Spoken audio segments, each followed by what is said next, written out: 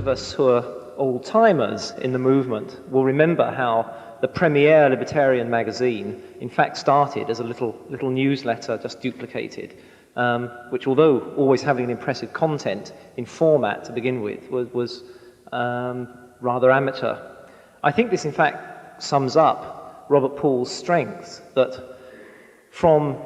whereas other libertarian organizations have tended to throw a lot of money into glossy formats and so on, and then only survived a few years, Robert and his colleagues at Reason have built up a really enduring organization, which is, to my mind, perhaps the core of the libertarian movement.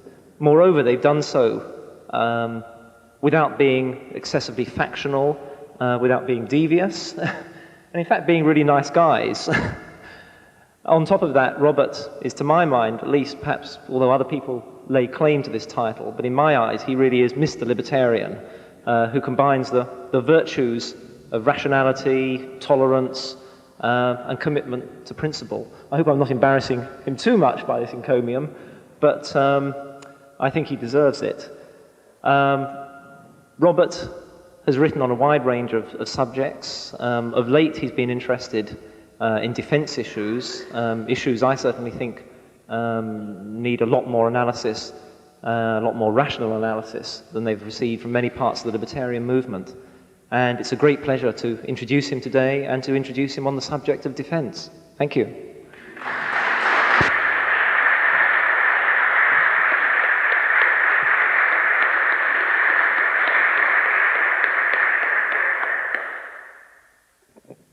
Thank you very much, Chris. Can everyone at the back hear properly? Fine. National defense and the subject of foreign policy generally, of which national defense is a part, is probably the most difficult and divisive issue that libertarians today face. It's difficult and divisive for several reasons. For one thing, I suppose most of us were something else before being libertarians, either liberals in the American sense of that term or conservatives, and have tended, I think many of us, to carry along with us into being libertarians many ideas from our former ideological stance without really rethinking them or thinking them through as to how seriously they agree with our overall libertarian principles. And in addition, defense concerns very difficult and emotional subjects, ones that many of us have strong feelings about, that may precede our having become libertarians. So it's a difficult subject to think rationally and clearly about. It's also difficult because it's so complex and there's so much information needed to actually understand what's going on in the realm both of defense technology and in understanding which capabilities exist in which countries, what information is really propaganda, what is really fact. I think there's one final reason that this is a difficult subject for libertarians, and that is because to the extent that we believe that there should be government functions at all, and I think most libertarians do, but not all, of course, do, we have very little thought about an actual theory of, given that governments exist, what should they do? And if there's any proper function for a government, it's certainly national defense is one of those functions. But it makes us uncomfortable to be putting out positive statements about what governments should do as opposed to negative statements about things that governments shouldn't do. So again, I think there's a reason there why we haven't paid as much attention to proper principles of national defense as we otherwise might have, and have gone into issues like deregulation or selling off state-owned industries. This whole set of problems really bothered us at the Reason Foundation, and about 3 years ago we decided to do a major project trying to come up with a proper formulation of principles for national defense and foreign policy.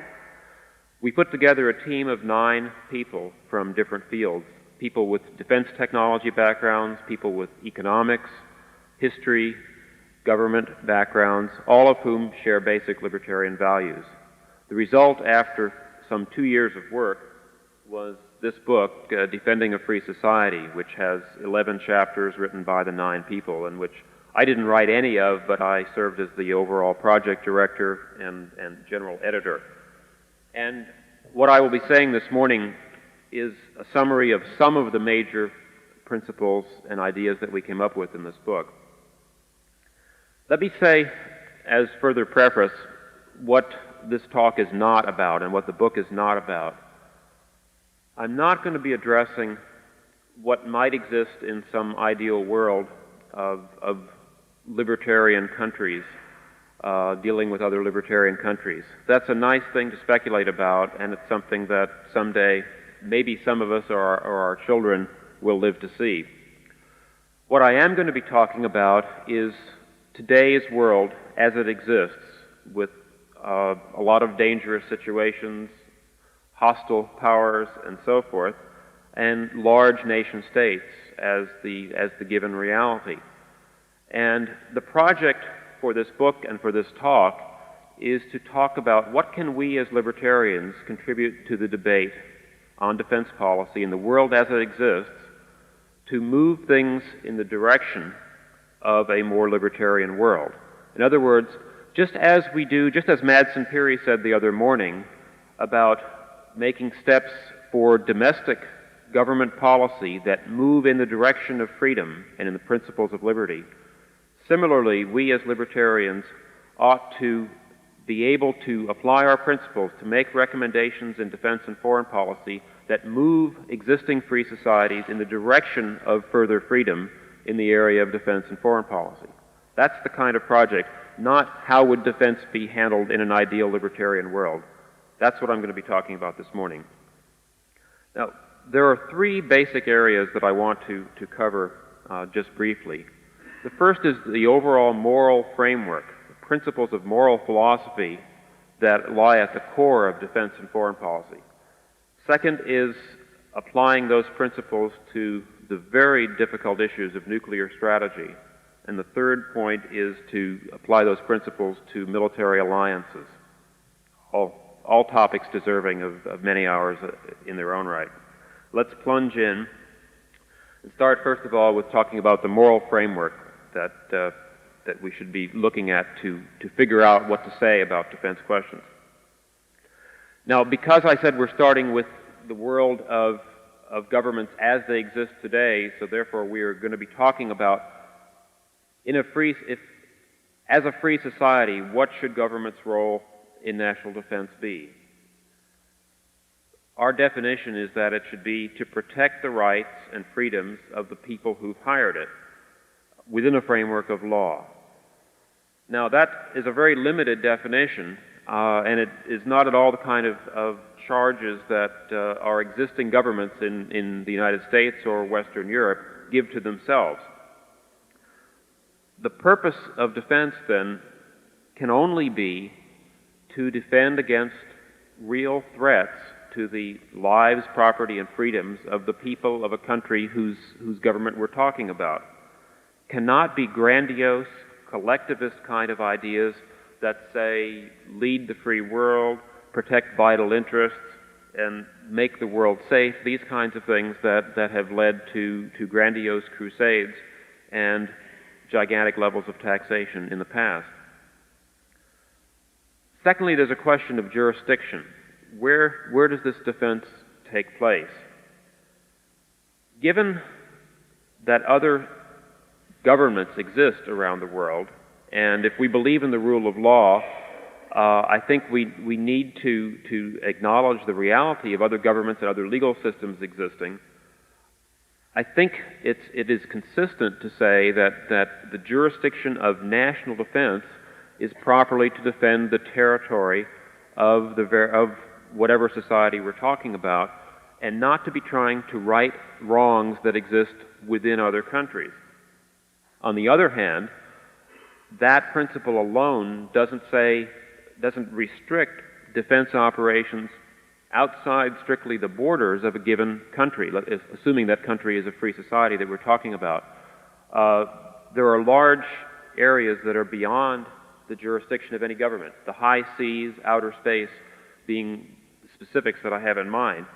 And I know of no principle that says that it violates anyone's rights or jurisdiction to have defensive operations taking place on the seas, defensive operations taking place in outer space. And as we will see in further discussion, such things can play a vital role in serious, realistic national defense.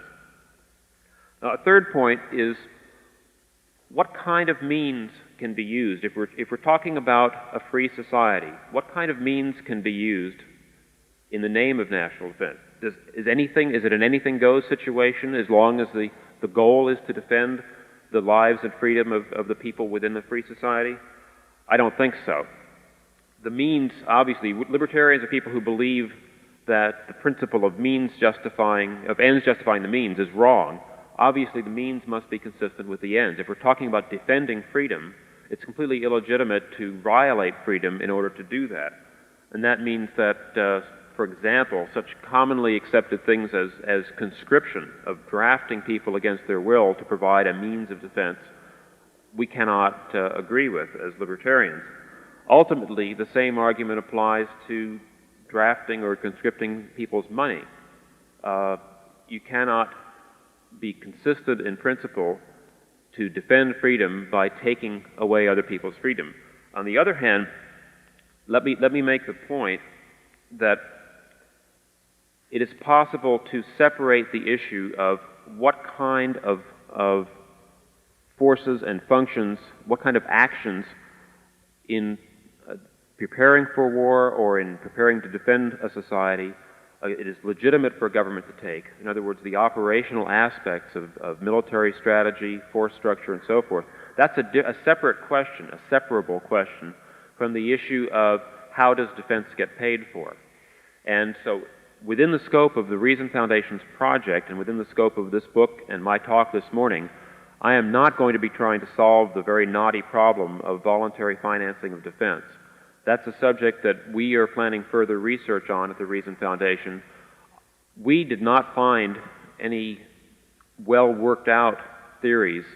We found a few sketchy ideas on voluntary financing of defense.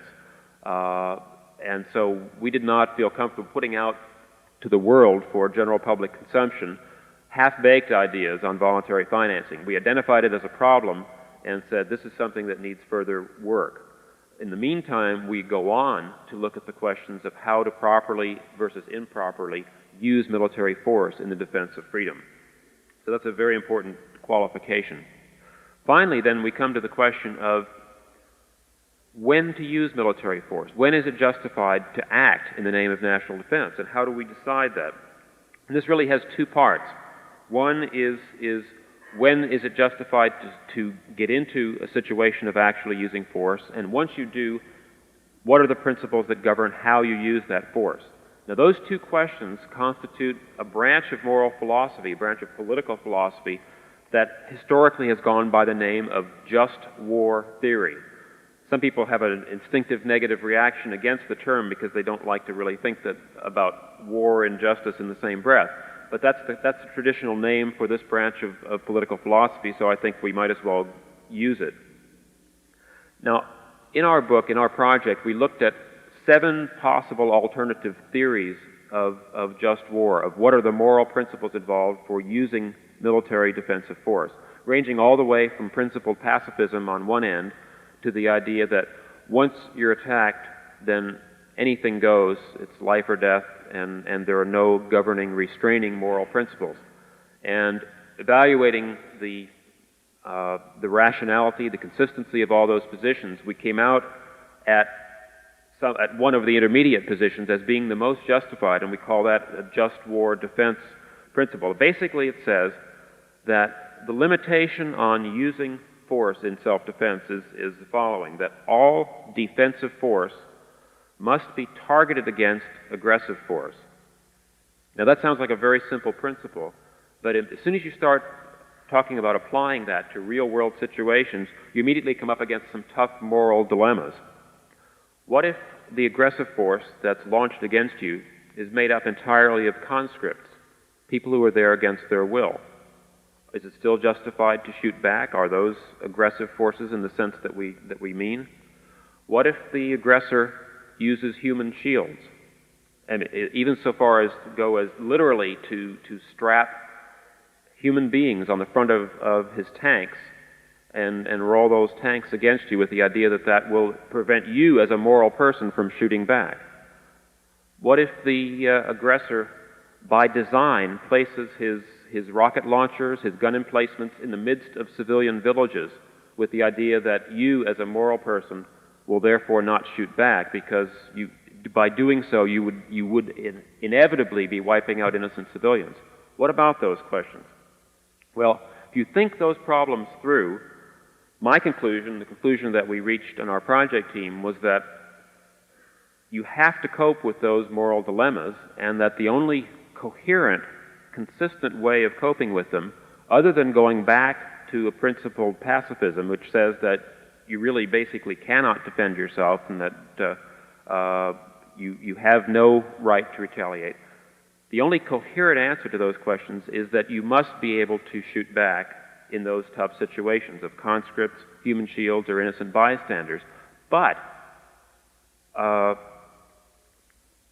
you have a moral obligation to do so in the least destructive way, the way that minimizes all possible harm to innocent bystanders, to human shields. The moral responsibility for harm that occurs to the conscripts, to human shields, to innocent bystanders, rests on the shoulders of the aggressor, who has put those innocent people in that position by his own actions.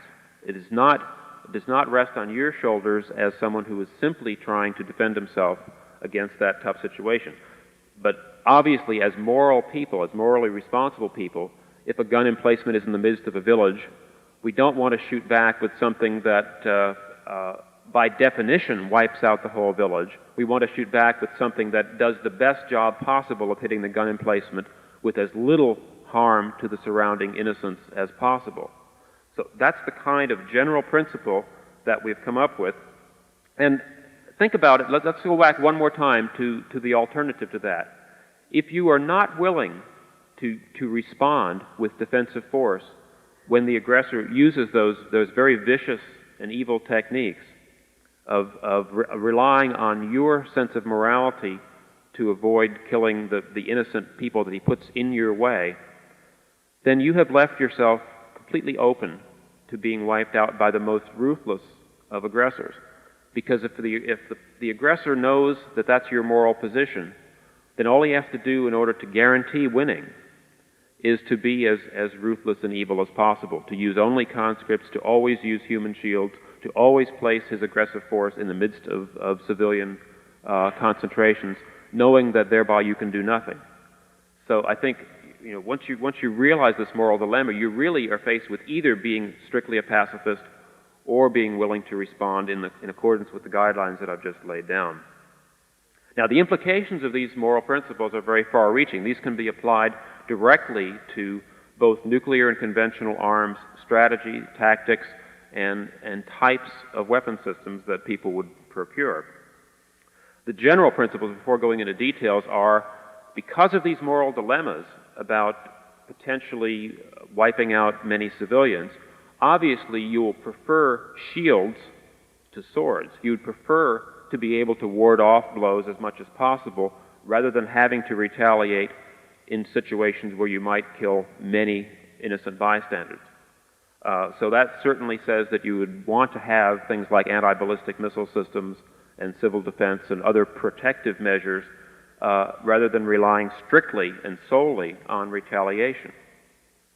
But secondly, the other implication that I draw is that it is morally acceptable to retaliate, and that therefore you also, besides defensive shield types of systems and procedures, obviously you also need retaliatory forces.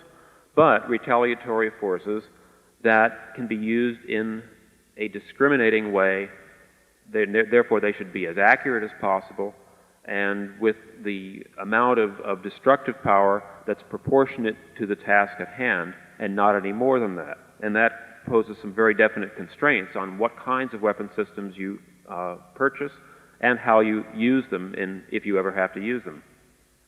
Now, if you contrast these general ideas with the principles that have governed nuclear strategy in the last 30 years. The general principle has been called mutual assured destruction, which is the idea of that the only real defense should be massive retaliation of a sort that is so horrible because it's premised on destroying the enemy's society with massive nuclear attacks. That kind of philosophy is exactly the opposite of what I have just laid out as being in accordance with libertarian principles.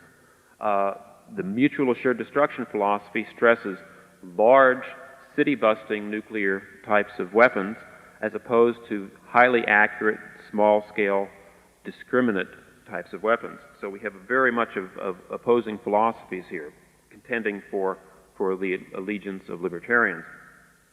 Let me also, as a footnote, note that this problem, the moral dilemma of hitting innocent bystanders in retaliation against an enemy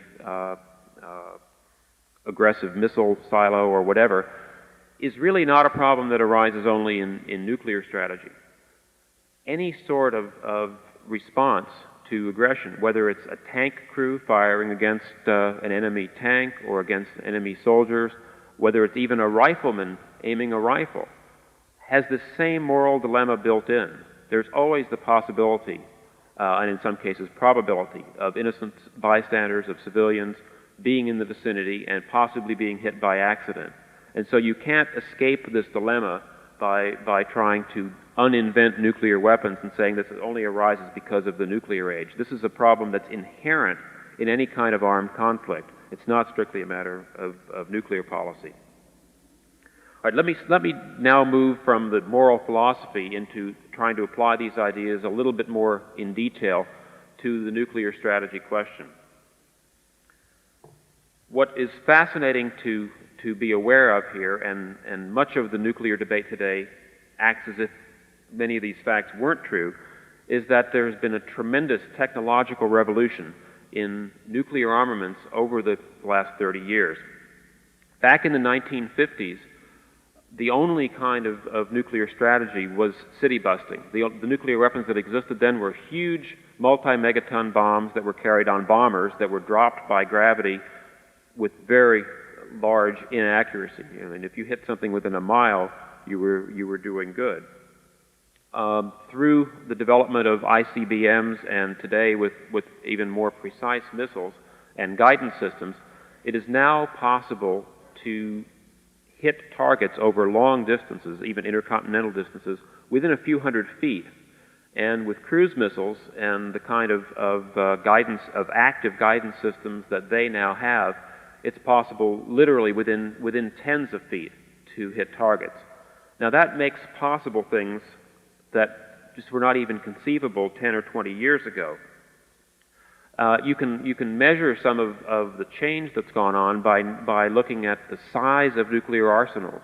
The U.S. nuclear arsenal, measured in terms of the megatonnage, millions of tons of explosive power of the total set of bombs that exist, in 1980 was only 1/4 as much megatonnage as in 1960. Few people are aware of that, but that's because of this progressive miniaturization of nuclear warheads because of more accurate guidance systems and more precise means of delivery. This process is continuing. The technology is not at all static. It's sort of like in computers, the miniaturization of computing power. The same sort of thing, although not quite as dramatic, has been going on and still is going on in nuclear weapons. Since 1967, the United States government has phased out 2 nuclear warheads or weapons for every new one that's been added. So there's been a very large change going on over these years. The ironic thing about this is that a number of libertarians, at least in the United States, favor the idea that's very popular of a nuclear freeze, which would have a treaty negotiated between the United States and the Soviet Union that would call a halt to all development of nuclear weapons. It would say, whatever you have today, stop and maintain that as your nuclear arsenal. Well, the U.S. nuclear arsenal and the Soviet nuclear arsenal still contain hundreds of very, very large, inaccurate nuclear weapons, multi-megaton type city busters. that are still there in the arsenals. A nuclear freeze would guarantee that those awful weapons that cannot be used in a discriminatory manner, those would have to remain in the nuclear arsenals. So I think libertarians really need to question that idea, as much as on first glance it may sound like a move toward peace of some sort.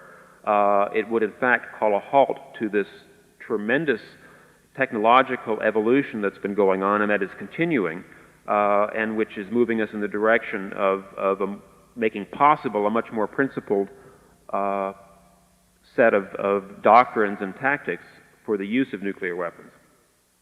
Now, I said a few minutes ago that according to the moral principles that I laid out, we should prefer shields to swords, and that ideally a defensive system would consist of a combination of defenses and precision retaliatory forces. Now, what would that consist of, in fact? What could that consist of, and what's technologically possible? You've all heard a great deal about Star Wars, and in the year and a half since President Reagan announced at least a rhetorical commitment to building nuclear defenses in the United States, the idea has been given a lot of play and a lot of attack. Last week's Economist has this lead editorial, or leader, as I guess you call them in this country, about space weapons, and makes what are now the conventional arguments, 3 different arguments saying why this is a bad idea. Well, I happen to think that all 3 of those arguments are wrong, and I will tell you briefly why. Probably the most persuasive argument against nuclear defenses is the idea that unless a defensive shield of a set of anti-ballistic missile weapons, unless it's practically perfect, it's not worth doing. Well, there's 2 things wrong with that. First of all, many of the people who make that argument argue that there is no likely technological way to get 90 or 95% perfection. Let's say 90 or 95% interception of all the attacking warheads or missiles. Now, in the first place, what that idea ignores, that is based on the common sense idea that it's very expensive to get 98 or 99% reliability or quality in any sort of system, and that this is a very complex technological problem, which it is, and that it could only possibly be done at a huge cost, more than anyone would want to afford. What this ignores is that all the proposals that are being seriously talked about call for doing the job in several layers, not having one system that has to be 90 or 95% effective, but having several different systems in sequence, in layers, if you will. Let's think about the mathematics for a minute. Let's assume that we can build 3 different types of ABM technologies, one to intercept missiles in their launch phase, one to intercept them in the coasting ballistic phase, and the third to intercept the warheads on reentry. Okay, those are the kinds of things that are being seriously talked about. Let's assume further that we don't ask for 95 or 99% interception capability on any of those, but we only ask for 90% capability on each of the 3 layers. Suppose a massive attack from the Soviet Union were launched, say, against the United States of 5,000 missiles attack. If the first layer is 90% effective and hits 90% of the boosters in their boost phase, that lets 10% through, or 500. Now you have 500 coasting through space, and the second layer, which is 90% effective, again, hits 90% of those 500. That leaves 10% or 50 to re-enter the atmosphere and be attacking. Now 50 is still a lot. The third layer, by assumption, is 90% effective, hits 90% of those 50, which leaves 10% or 5. Okay, 5 nuclear warheads landing on any country, even this country as large as the United States, is still a lot of destruction, but it's not 5,000. And 5 nuclear warheads produce a certain amount of blast and fallout, and the areas that they hit as ground zero will certainly be destroyed. But the amount of fallout and collateral damage from 5 nuclear warheads is something that can easily be protected against with fallout shelters and other relatively modest forms of civil defense, far less extensive civil defense than is in place in present in Sweden and Switzerland and several other countries. So the idea of a coordinated effort of civil defense and several layer defensive technology is an eminently feasible one and reduces what would be a massive destruction of a country to a serious problem, but not at all the end of civilization or the wipeout of a country. And so by proper understanding of the technology and of how to put the thing together, I think you can see that something can be less than 100% perfect and still be very valuable to do, still provide very valuable amount of defense. Now, another objection that's raised in the Economist editorial and raised in the United States, is that maybe it's doable, but it's far too costly, and it would be a waste of money because it would cost $200 billion, $300 billion, $500 billion. Now, I'm not going to dispute that sort of ballpark of the numbers, because I think to do a full-fledged 3-layer system over a period of 10 or 15 years probably would cost in the range of $250 to $500 billion to protect a country the size of the United States. But what you have to ask, in the same way that Walter Williams asked yesterday about the nurses' salaries, you have to ask, compared to what? All right? Let's say $300 billion over a 10-year period, compared to what? Right now, the U.S. defense budget is close to, it's between 200 and 300 billion a year over the next 5 years. And it's not providing any real defense. It's providing a huge amount of potential retaliation. It's providing all sorts of tanks for Europe and so forth, but it's not providing one ounce of protection for the United States against a nuclear attack. So to spend what would amount to maybe 10% or 15% of that budget per year to build a real capability to defend against an all-out destruction seems to me to be an eminently reasonable proposition and not at all a kind of expense that bankrupts a country.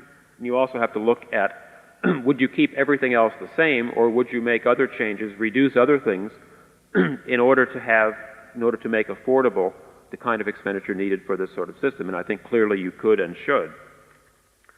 A third kind of argument, and this is a little more sophisticated one, is that building defenses against a nuclear attack is too dangerous a thing to do. It's provocative, it's destabilizing, it would provoke the Soviet Union.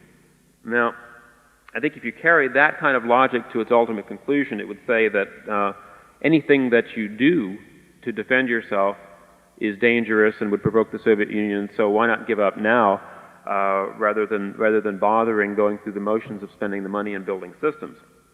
But the specifics of that argument are that an effective capability to defend against nuclear attack would amount to imposing disarmament on the Soviet Union, and therefore the Soviets, seeing that coming, would launch a preemptive attack before you got it built.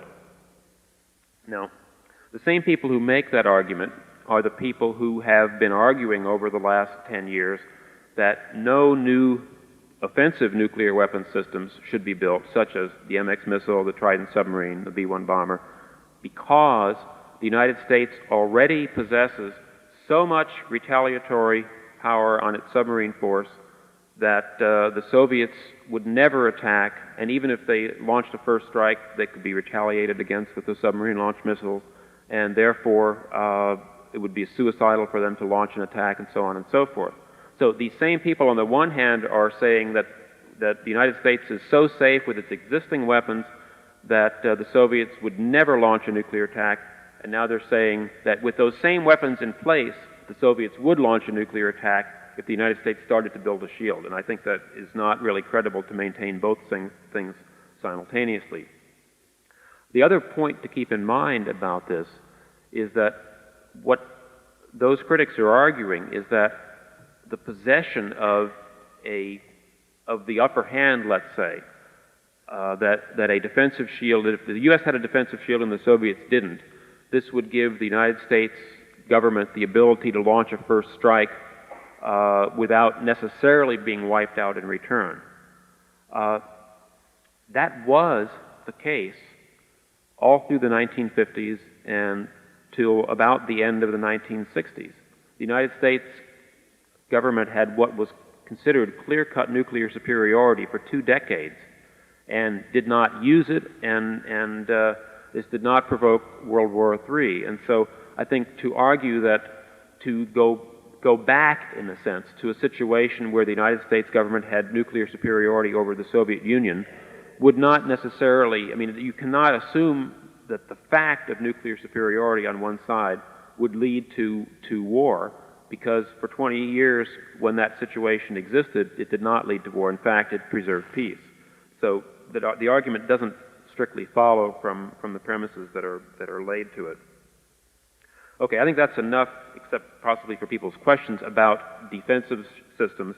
I said that a proper nuclear strategy would involve a mix of a defensive shield and proper kinds of retaliatory systems. And what would those retaliatory systems be? Unlike some of my libertarian friends who advocate strong defenses, I argue for the abolition of land-based ICBMs, and we do so in the book. On the grounds that, well, on several grounds, among them being that there is not a real military need for them. Now, this point can be argued by defense technologists, and I'll be glad to take questions on it if people have questions. But that when you look at the pros and the cons, there is really not sufficient need to justify the expenditure of fixed-in-place, large-scale ICBM systems like the MX missile. That the kind of targets that they are called for to be used against, which are mainly heavily hardened Soviet missile silos, really do not make that much sense as prime targets. Now that may sound strange. The arguments for that is twofold. One, assuming that the United States does not plan a first strike against the Soviet Union, then if a system is truly retaliatory, then most of the silos that the Soviet Union has now, assuming that they actually contain ICBMs, those ICBMs would have been launched in a first strike at the time that a retaliatory decision is made. And so empty silos would be there rather than full silos. And so to configure a very large percentage of your retaliatory force against empty silos doesn't really make a lot of sense if it really is a retaliatory force. Now, the counter-argument to that is made, well, the Soviets have developed and tested, and we have watched from space with reconnaissance satellites exercises to reload those silos with new missiles. And so those still should be good targets. That's what's really in question, is whether those silos would be reloaded, whether there would be good targets there. Now, several of the people that I respect greatly in the nuclear field argue that it's very unlikely that there would be missiles in those silos waiting for a retaliatory strike. And they argue, in fact, that what is known about Soviet missiles from reconnaissance satellites and other means of intelligence, in fact, is very little. That the Soviets have, for decades, very actively practiced all sorts of techniques of concealment and deception, and that it is very unlikely, that it is very likely, in fact, that U.S. reconnaissance satellites have observed and photographed silo reloading exercises because they want us to think that more missiles are going to be in those silos, and that, in fact, the rest of their missiles are probably not in silos. They're probably in all sorts of other locations that are not visible to reconnaissance satellites, such as barns, tents, caves, and all sorts of other sites that cannot be seen by reconnaissance satellites. It's very implausible to think that just because we, being honest and honorable people, put all of our missiles in known locations where they can be targeted in advance, it's not really credible to think that the Soviet Union operates the same way, given all of its history and all that we know about it. So the argument is that instead of that, the best way to intercept a Soviet ICBM is not to try to hit a hole in the ground where it might or might not be, but to hit it once it's been launched. And that the same investment that might go into hitting holes in the ground really ought to go into intercepting missiles that are on their way to hit you.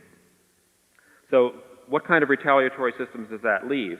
We argue in the book for a strong reliance on cruise missiles, on mobile small missiles that are not vulnerable to being wiped out because they're sitting on the ground in a known location, and for smaller submarine-launched missiles, with the idea that here you have forces that are largely invulnerable because they can move around, can't be targeted in advance, but at the same time use the modern advanced guidance systems and small warheads so they can be used in a morally precise way strictly against military targets. And there are vast numbers of military targets in the Soviet Union other than concrete holes in the ground that could and should be targeted, some of which are targeted now, more of which could be targeted. Finally, because my time is running short, let me just say a few words about the third subject that I want to talk about, and that is military alliances. I think most of you who are Europeans or from other countries know that American libertarians have been strongly critical of the present NATO alliance, and I think for good reasons. There's nothing in principle that we can come up with wrong with the idea of mutual defensive alliances, particularly for small countries that are close to a hostile neighbor.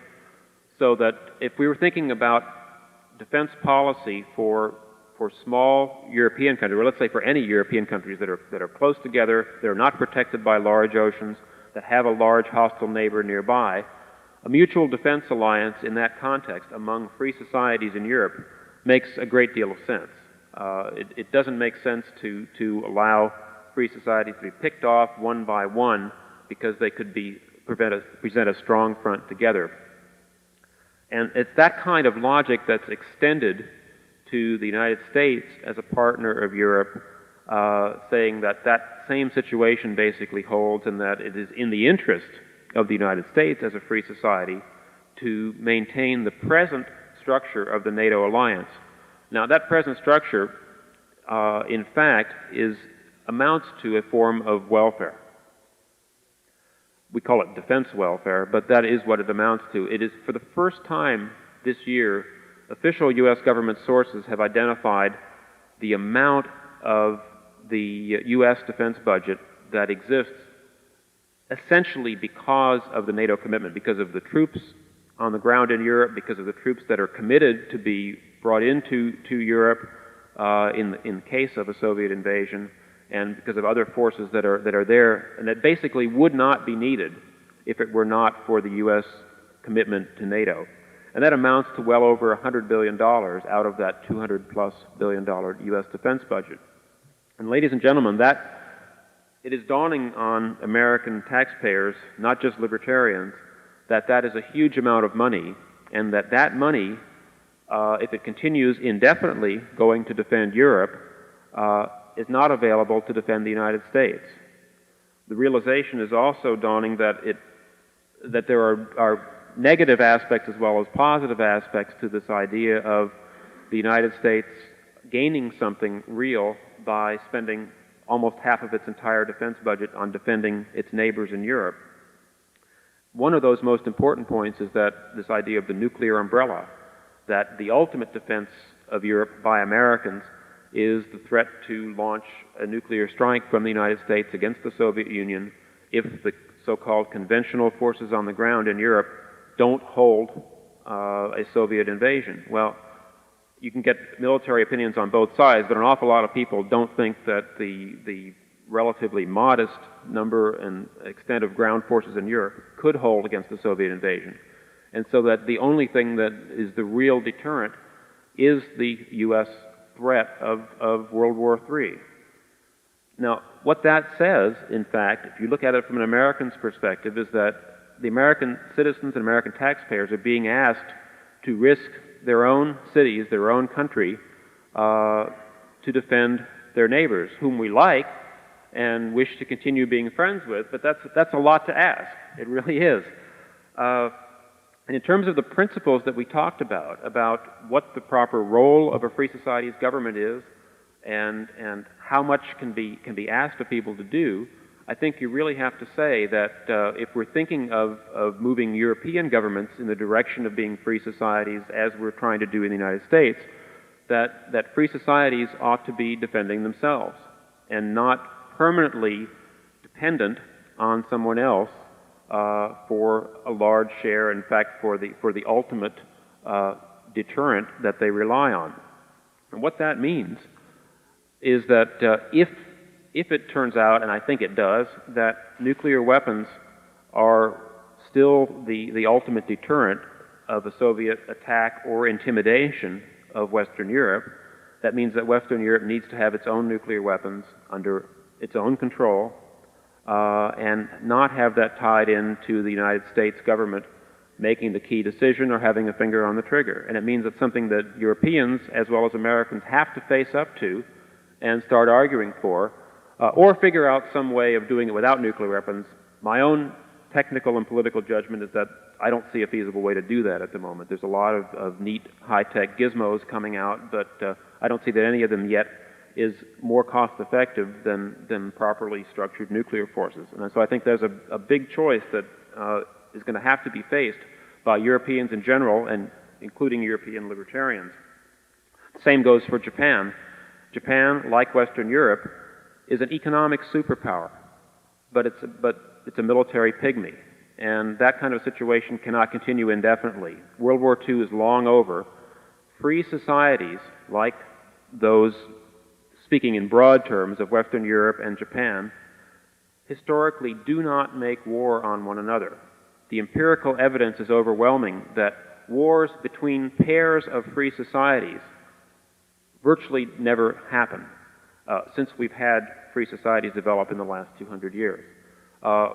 Wars do occur between pairs of unfree societies, between free societies versus unfree societies. Wars virtually never occur between free societies. And so that we, as residents of relatively free societies, have the least to fear from other free societies having nuclear weapons. So we should not sit and quake in our boots about nuclear arms for West Germany or nuclear arms for Japan. We should encourage realistic self-defense with the most modern technology that's available for all free societies. The nightmare vision of the Soviets is not, per se, that the U.S. would pull out of Europe, but that the U.S., that Europe, and particularly Germany, would get its own nuclear weapons, and that the Soviet Union would face not just one nuclear superpower, but 2 or 3 or 4 nuclear superpowers. I think it should be our job as libertarians who are responsibly concerned about national defense to help make that nightmare for the Soviet Union come true. Thank you.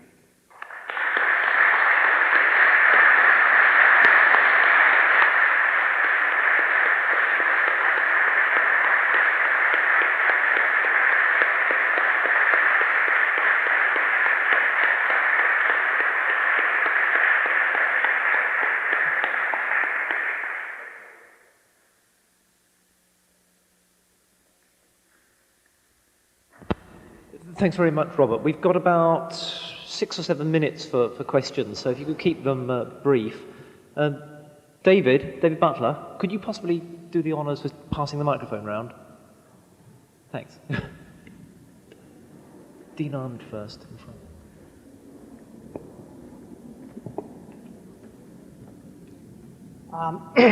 Bob, there was, in one of your arguments, I thought I saw a weak point. I'd like to bring it up, not just as a criticism, but to offer a way you can strengthen it. Good. And that was on the question of whether setting up a Star Wars type of defense or an effective nuclear umbrella would cause the Soviet Union to therefore strike first before it was fully developed. And your argument was that, well, the United States went through a period in the 50s and 60s where it could have done that, and it didn't, so therefore the Soviets really wouldn't be afraid of this. I think this in itself is a weak argument because, in the first place, we shouldn't underestimate Soviet paranoia. I know it's a mistake to underestimate American paranoia or British paranoia or anyone else's paranoia, so that's always a factor. Secondly, the United States has never said it wouldn't strike first. It shows no indication that it's going to make any such claim now, and therefore it's not totally paranoia.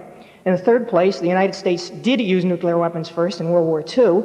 In the 1950s and 1960s, the United States and Soviet Union were not actively involved in a war, direct confrontation anywhere, and whereas when it wasn't a direct confrontation with Japan, they didn't hesitate to use it. So the Soviets still might have, with some justification, go through that thought process. Now, I think there's a better argument to use, and I'm really dismayed that it hasn't been used more, because I got this from all places, a guy who works at the Pentagon on the Star Wars technology.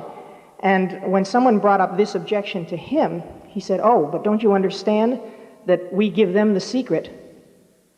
In other words, everyone will be given the capability of having a nuclear umbrella, so that nuclear weapons will become absolutely obsolete. And this is very important, because even apart from the fear of American aggression, why should the Soviets dismantle their nuclear weaponry if they're afraid that Pakistan or Iran or France or China is going to lob one on them? Good.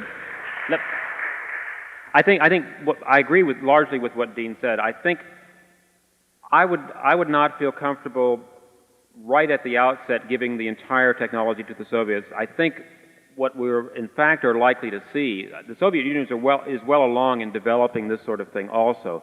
They may well not have as sophisticated a computer capability and some of the other things. They are further ahead in terms of living and working in space at the moment. But I basically agree that it's going to have to come to that everyone is going to have the technology to do this, and that the world will be far safer when they do. So thank you for the point. And I think your other points were well taken about the argument, the weakness of those other arguments.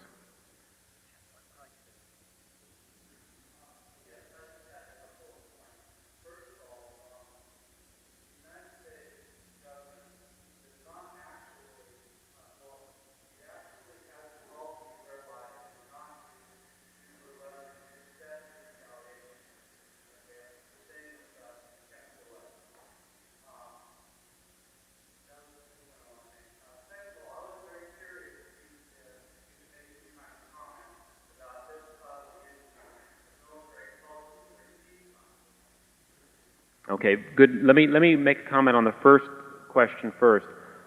There's an ambiguity about U.S. nuclear retaliatory policy. On the one hand, there's been a lot published that says that the decision to push the button to launch nuclear missiles would only be made after nuclear weapons had actually landed, hit the ground and exploded in the United States.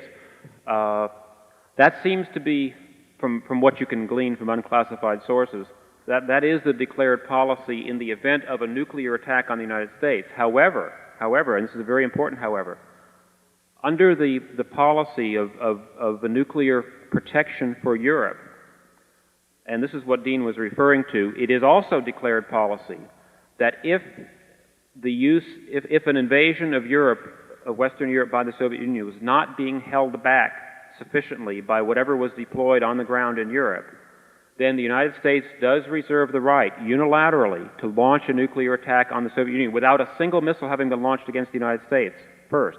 So that constitutes a retaliatory, in the sense of Europe, first strike in the sense of from the United States to the Soviet Union. So there's this kind of dual policy that's in effect, and that I worry a lot about, because that is the most likely way that the United States could get itself involved in a nuclear war, is by getting into that kind of situation of having to go to the defense of Europe by using nuclear weapons first. Now, your second point was about what military intelligence in peacetime. We have a whole chapter in the book. Incidentally, there are copies of the book for sale in the back of the room. We have what I think is one of the most interesting and innovative chapters in the book. It does cover military intelligence. In 1 minute, it's very hard to try to summarize that. We do argue that some sort of military intelligence capability, intelligence in the sense of gathering information about the potential capabilities and intentions of enemies that have declared that they're your enemies, like the Soviet Union, is obviously needed and justified. What exactly are the limits on that is a tough question to decide. We try to do so in the chapter. We definitely argue against covert action types of capabilities like the CIA has historically carried out, trying to prop up dictators and so forth. That's not intelligence anyway in the classical sense.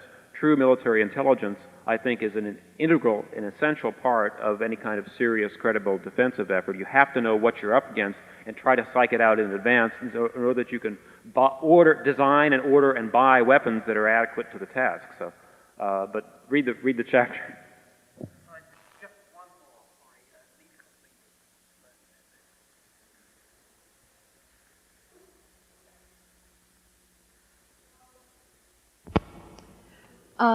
Again, about your argument about taking out any kind of weapons that could be used for a first strike.